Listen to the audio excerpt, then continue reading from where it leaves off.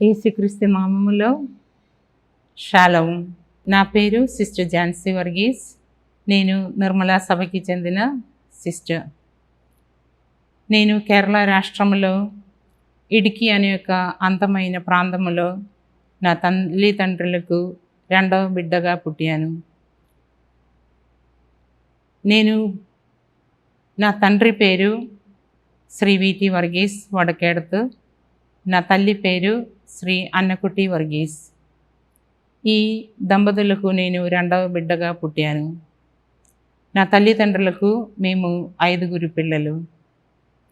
నేను పుట్టినప్పటి నుంచి నాకు అనారోగ్యంతోనే ఉన్నాను.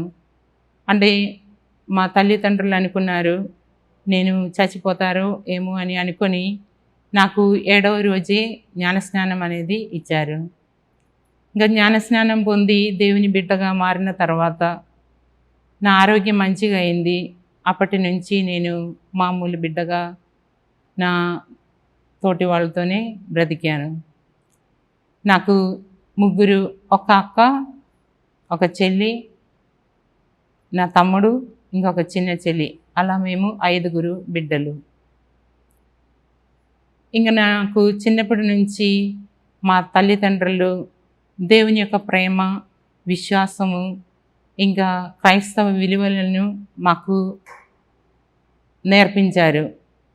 మనము ఎలా నిజాయితీగా ఉండాలి, ఇతరుల పట్ల ఎట్లా ప్రేమ కలిగి ఉండాలి, ఎవరైనా మనకు హాని చేసినప్పుడు వాళ్ళని మనం క్షమించాలి, అటువంటి సుగుణాలను మాకు నేర్పించారు. ఒక ఎగ్జాంపుల్ నేను చెప్పాలని తలంచుకున్నది ఏమిటంటే, నా తల్లి చెప్పారు, ఒకవేళ మీ నాన్న ఎవరినైనా చంపేసారు, పోలీసు వచ్చి అడుగుతున్నారు ఎవరు చంపారు ఇదని అని అడిగితే ఖచ్చితంగా మీరు చెప్పాలి అది మా నాన్నే చంపారు అని. ఎందుకంటే ఇతరుల మీద మనం ఎప్పుడైతే నేరం మోపకూడదు అని నా తల్లి మాకు నేర్పించారు. అలాగే ఎప్పుడైనా మా నాన్నగారు తన జీవితం ద్వారా ఇతరుల్ని ఎలా క్షమించాలి అనేది మాకు తన జీవితం ద్వారా మాకు నేర్పించారు. ఇలా ఎన్నో కొద్దిగా బీదవాళ్ళుగా ఉండినప్పటికీ ఇటువంటి దేవుని ప్రేమని చవి చూచడం, మరి క్రైస్తవ విలువలో పెరగడం అనేది మాకు ఎంతో ఒక గొప్ప భాగ్యంగా నేను భావిస్తున్నాను. ఇలా నేను స్కూల్కి వెళుతూ ఉందండి, నేను స్పోర్ట్స్లో ఎంతో మంచిగా చేసేదానివి. ఇంకా డిస్ట్రిక్ట్ లెవెల్లో 800 మీటర్లు రన్నింగ్ నేను ఫస్ట్ వచ్చేది. కానీ 7వ క్లాస్లో నేను చదువుతూ ఉన్నప్పుడు నాకు లంచ్ చేసుకున్న తర్వాత నేను నా ఫ్రెండ్ పరిగెత్తుకొని ఒక పెద్ద బావి ఉండింది, అక్కడ వెళ్ళి మేము నీళ్ళు తీయాలి టిఫిన్ బాక్స్ కడగడానికి. అలా నేను పరిగెత్తి ఆ బావి ఏమో 16 మీటర్లు లోతు, అంత లోతుగా ఉంది కాబట్టి ఆ బకెట్ కట్టిన త్రాడిని నేను ఇలా వదిలివేస్తూ ఉందండి. ఒక క్షణం నాకు దాని కంట్రోల్ అనేది పోయింది. ఇంకా వెంటనే నేను అనుకున్నాను ఇది అందులో పడితే నేను అది తీయలేదు, మళ్ళీ నన్ను వాళ్ళు తిడతారనే ఆలోచన వచ్చినప్పుడు చివరికి ఆ కొస వచ్చినప్పుడు నేను దాన్ని గట్టిగా పట్టుకున్నాను. ఆ పట్టుకున్న క్షణము నా చేతి చాలా స్ట్రాంగ్గా వణికింది. కానీ ఆ క్షణము నేను నా దేవమాత అని గట్టిగా పిలిచాను. కానీ కన్ను తెరిచి చూస్తే నేను బావి లోపల ఉన్నాను. ఇంకా ఆ బావిలో నుంచి బయటపడడం అనేది సాధ్యం కాదు.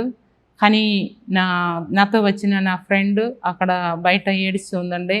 అక్కడ ఆ గ్రామంలో ఉన్న ప్రతి ఒక్కరు అక్కడ గుమ్మికూడి ఇంకొకరు అందులో నిచ్చెనలు జాయిన్ చేసి ఆ బావిలో దిగి వచ్చి దీని మీద మీరు ఎక్కగలుగుతారా అండి, నేను ఎక్కలేను అని చెప్పాను. నేను వణుకుతుందండి, అలా ఉందండి, జస్ట్ మొగాలి కింద ఉంది నీళ్ళు, మళ్ళీ ఒక సైడు కొద్దిగా బండరాళ్ళు అలా ఉంటుందండి. నేను మళ్ళీ ఆ వ్యక్తి మళ్ళీ తిరిగి బయటికి వెళ్ళి ఒక పెద్ద బకెట్ అనేది తీసుకొచ్చి మళ్ళీ దాన్ని కట్టి మళ్ళీ అతడు దిగి వచ్చారనమాట. ఇలా దిగి వచ్చి మళ్ళీ నన్ను ఆ బకెట్లో నిలబడిపించి ఆ త్రాడు పట్టుకొని వాళ్ళు నన్ను బయటికి తీశారనమాట.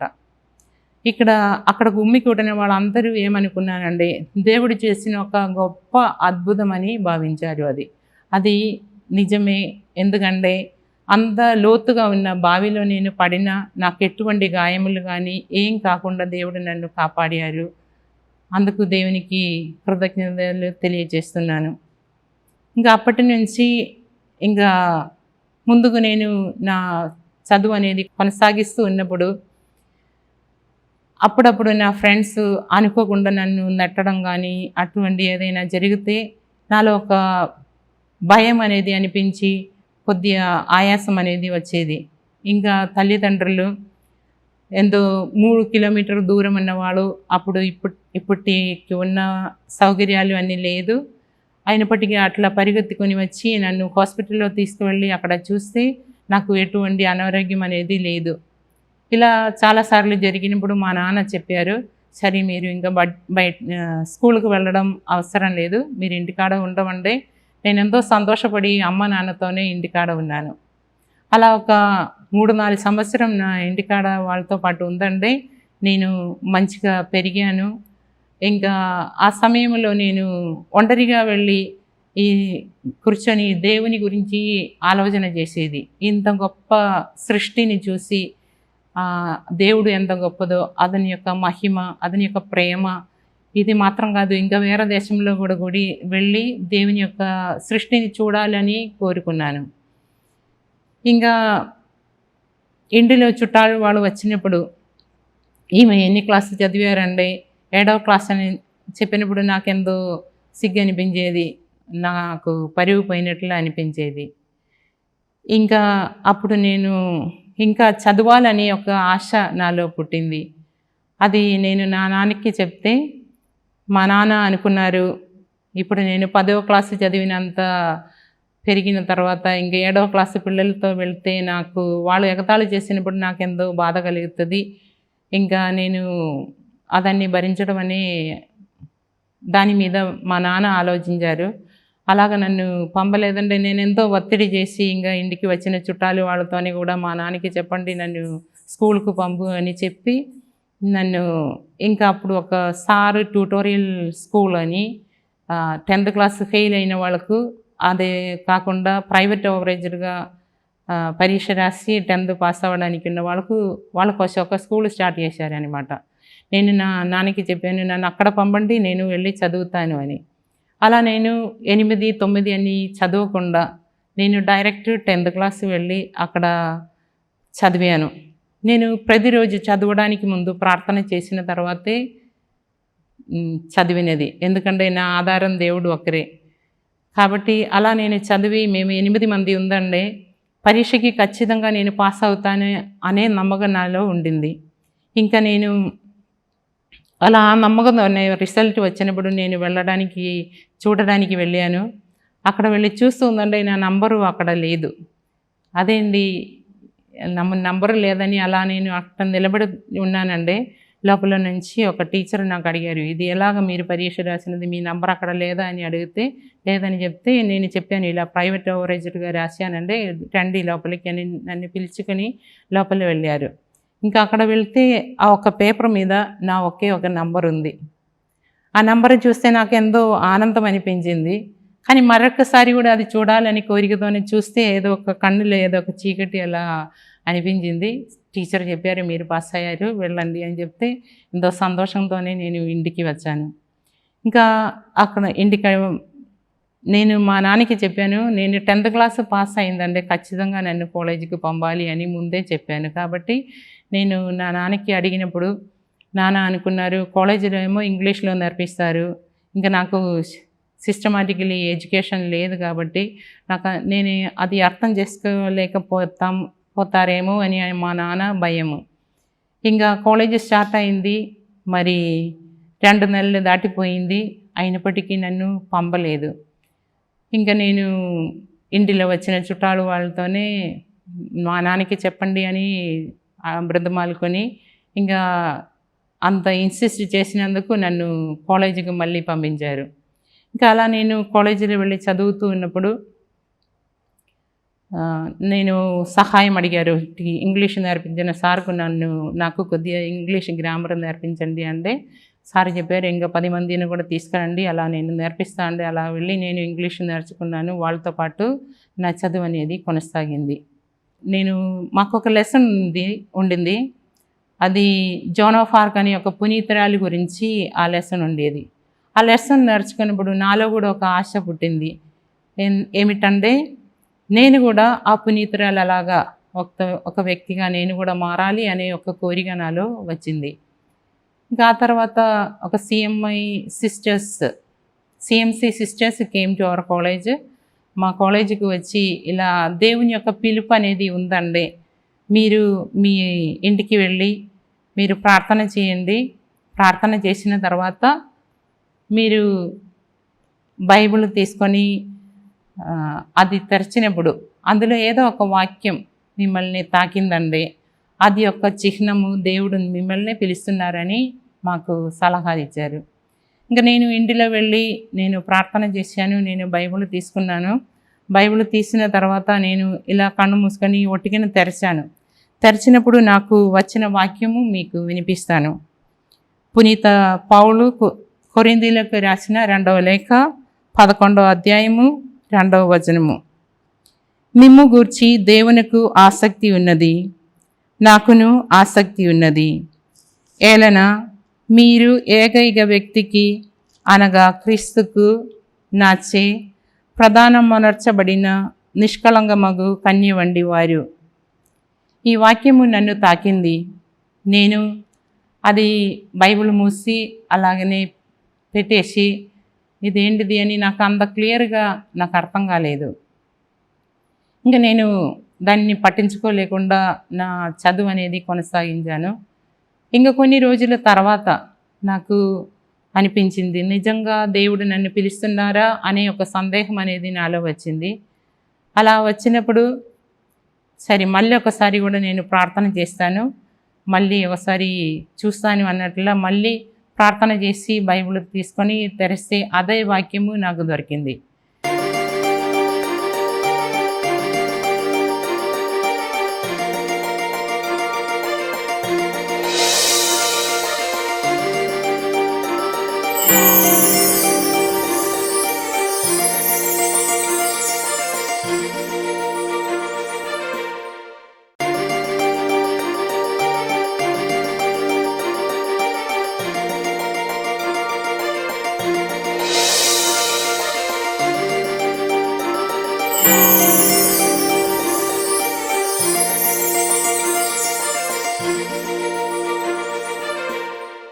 ఈ వాక్యం మళ్ళీ దొరికితే నేను వెళ్ళి నా అక్కతోనే చెప్పాను, ఇలా సిస్టర్స్ వచ్చారు, ఇలా చెప్పిందంటే నాకు ఈ వాక్యం దొరికింది అంటే నా అక్క నాకు చెప్పారు, సిస్టర్స్ అలా ఎన్నెన్నో మాటలు చెప్తారు పిల్లల్ని పట్టుకోవడానికి, అదన్నీ పట్టించుకోపాకు అని నాకు సలహాలు ఇస్తే నేను ఇంకా దాన్ని వదిలేసి నేను నా చదువు అనేది కొనసాగించాను. ఆ తర్వాత అలా కొన్ని రోజులు కూడా దాటిన తర్వాత మళ్ళీ నాలో సందేహం వచ్చింది, నిజంగా ఇది దేవుని యొక్క పిలిపైన, దేవుడు నన్ను పిలుస్తున్నారా అనే అనుమానంతోనే ఓకే ఒకటోసారి, రెండవసారి, మూడవసారిని నిర్ణయించకుండా అని అనుకొని నేను మళ్ళీ ఒకసారి కూడా ప్రార్థన చేసి ఆ బైబిల్ తీసుకొని తెరిస్తే మళ్ళీ అదే వాక్యము నాకు దొరికింది. అప్పుడు నిజంగా నాకు అనిపించింది, నిజంగా దేవుడు నన్ను పిలుస్తున్నారు అనేది. ఇంకా అందులోపు నిర్మలా సిస్టర్స్ ఆంధ్రా నుంచి మా కాలేజీలో వచ్చారు.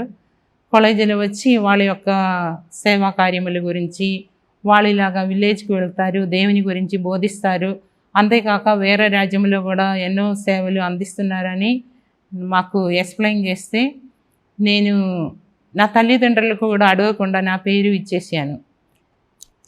అంతేకాక నా చెల్లి ఎప్పటి నుంచో సిస్టర్ కావాలని ఆమె చెప్పిందంటే ఆమె పేరు కూడా ఇచ్చేసాను. ఇంకా నేను తిరిగి ఇంటికి వెళ్ళి చిన్నగా మా అమ్మ నాన్నతోనే చెప్పాను, ఇలా మంచి కాంగ్రిగేషన్ సిస్టర్స్ వాళ్ళు ఎన్నో సేవలు చేస్తున్నారు, వాళ్ళు కాంగ్రిగేషన్కు నేను కూడా వెళ్ళాలని, నేను నా చెల్లి మేమిద్దరు వెళ్ళాలని అనుకుంటున్నాను అని చెప్తే మా అమ్మ నాన్న చెప్పారు, అంత కోరిక ఉందంటే మీరు కేరళలో ఏదో ఒక కాన్వెంట్లో వెళ్ళండి, కనీసం మేము వచ్చి చూడవచ్చు. ఆంధ్ర అనేది ఎంత దూరము, అక్కడ మస్తు వేడి, ఇంకా తెల్లన్నం తింటారు, ఇంకా మలేరియా వస్తుంది, అటువంటి నెగటివ్ నెగటివ్గా రెస్పాండ్ అయ్యారు. అయినప్పటికీ మా నాన్న మా ఇద్దరిని కౌగిలించుకొని చెప్పారు, అంత దూరం పోపాకు, ఇక్కడే ఎక్కడైనా వెళ్ళండి అంటే, కాదు కాదు అక్కడే వెళ్ళాలని చెప్పి నేను చెప్తే, ఇంకా మా నాన్న తన గదిలో వెళ్ళి ప్రార్థన చేశారా ఏడిచారా అనేది నాకు తెలియదు, కానీ చివరికి వాళ్ళు ఒప్పుకున్నారు. ఇలా ఆంధ్రాలో వచ్చి ఇలా మా ఫార్మేషన్ హౌస్ నల్గొండ డిస్ట్రిక్ట్లో సూర్యాపేట అనే ప్లేస్లో ఉంది. నేను సూర్యాపేటలో వచ్చి అక్కడ నుంచి మాకు 4 సంవత్సరాలు ట్రైనింగ్ ఇచ్చారు.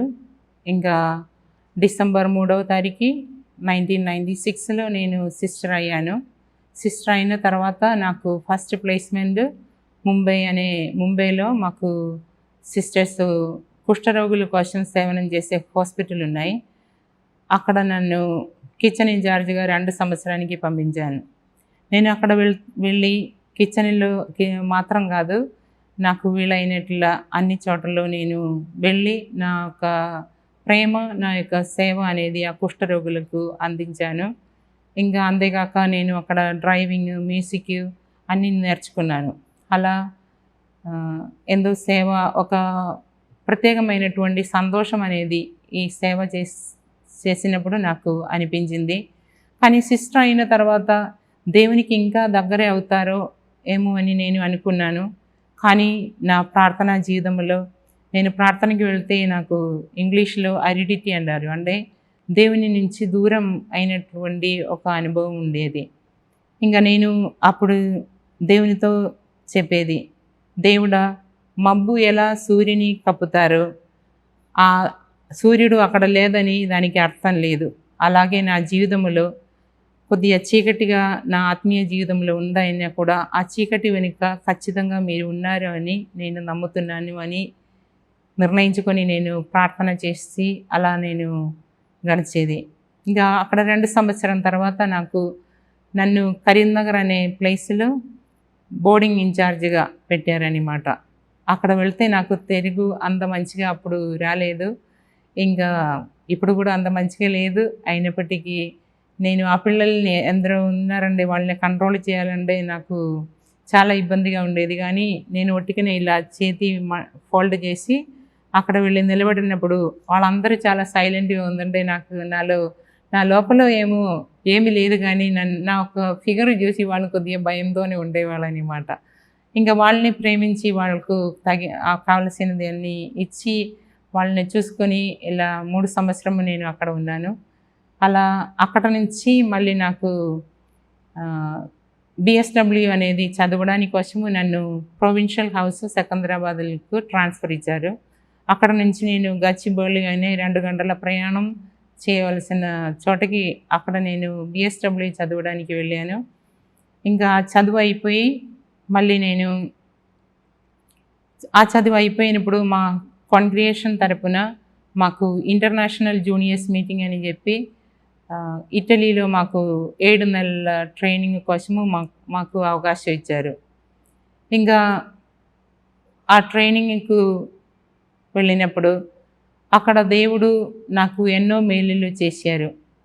అక్కడ వెళ్ళి ఎంతో పునీతురాలు ఇల్లు కానీ, ప్లేసెస్ కానీ, పునీతుడు ఫ్రాన్సిస్ అసీసి లేదా అంతోని వారు, ఇంకా బెనడిక్ట్ 16 ఇలా ఎన్నో పునీతురాలు యొక్క ప్లేసు సందర్శించడం, అదన్నీ చూసి నా ఒక విశ్వాసం అనే దానిలో దేవుడు నన్ను దృఢపరిచారు.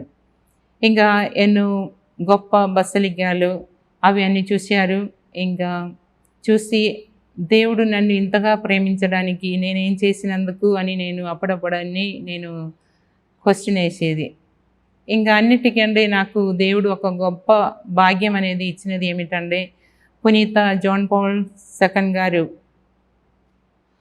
అతడు బ్రతికి ఉన్నప్పుడు అతన్ని చూడడము, అతని పూజలో పాల్గొనడము, ఇంకా అతడు చనిపోయినప్పుడు ఇంత దగ్గర అతన్ని శరీరము విజిట్ చేయడము, మరి ఇంకా ఆ భూస్థాపన పూజలో పాల్గొనడము, ఇలా ఎంతో గొప్ప గొప్ప కార్యాలు దేవుడు నాకు ఇచ్చారు.